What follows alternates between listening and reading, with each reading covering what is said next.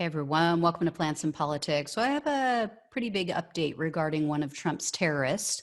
So you know what that means? It's time for a Plants and Politics episode of Where Are They Now? Matthew Bledsoe was arrested. Patrick Montgomery was in court. Jonathan Manapa will stay in federal custody. No, I don't take responsibility at all. So here's the deal. You will definitely remember this guy. This is Patrick McCaughey. This is the Connecticut resident who everyone was shocked to find was a 23-year-old young man and not a middle-aged woman.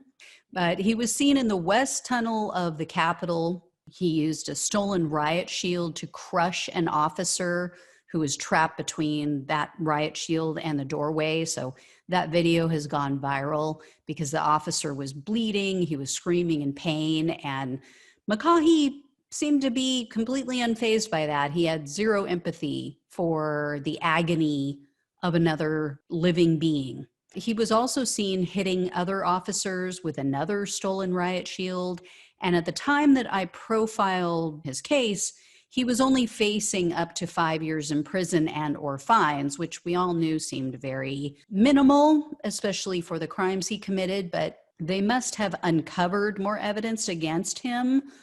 Either that or the grand jury just said, yeah, I don't think so, because there's now been a second superseding indictment filed against him, as well as a few other of Trump's terrorists. And he's now looking at essentially life in prison. So I hope it was worth it. McCaughey's charges now include 3 counts of assaulting, resisting, or impeding officers. Some of them have increased penalties due to his use of a dangerous or deadly weapon. Also, 1 count of obstruction of an official proceeding and aiding and abetting in that crime. 1 count of civil disorder, 1 count of disorderly and disruptive conduct in a restricted building with a deadly or dangerous weapon, 1 count of physical violence in a restricted building or grounds with a deadly or dangerous weapon, 1 count of disorderly conduct in a Capitol building, and 1 count of physical violence in the Capitol building or grounds. This means that McCaughey is now staring down the barrel of 94 years in prison and or extremely steep fines. And, you know, not that this applies to McCaughey, but this is like a separate thought I had in reviewing all of these cases. One thing I find really amusing because of its irony is how many of these Trump terrorists went to the Capitol, attacked the Capitol, hate Democrats, want to get rid of anybody who's liberal, anybody who's progressive, because socialism or communism, all those scary buzzwords used by faux news channel and other right-wing propaganda stations. But many of these same terrorists are using public defenders. Who wants to tell them? To let them in on that little funny secret. I guess they're all socialists deep down. I don't know. Is it possible to be a socialist and maybe you don't know it?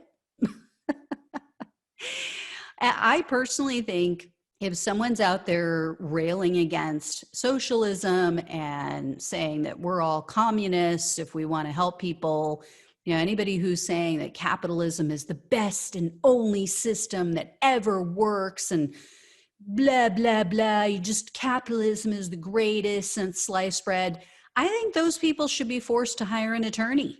And I think that they should be required to pay for the services themselves out of their own pockets. None of these GoFundMe accounts trying to raise socialist money. And you're certainly not entitled to use a public defender. I don't make the rules, but if I did, that would be one of them. These domestic terrorists, they need to pull themselves up by their bootstraps, damn it. All right, guys, if I hear any more, I'll let you know. But yeah, doesn't look like this kid is going to be out and about anytime soon. As always, please like, share, and subscribe. Thanks so much for watching and listening. Take care of yourself, and I will talk with you soon.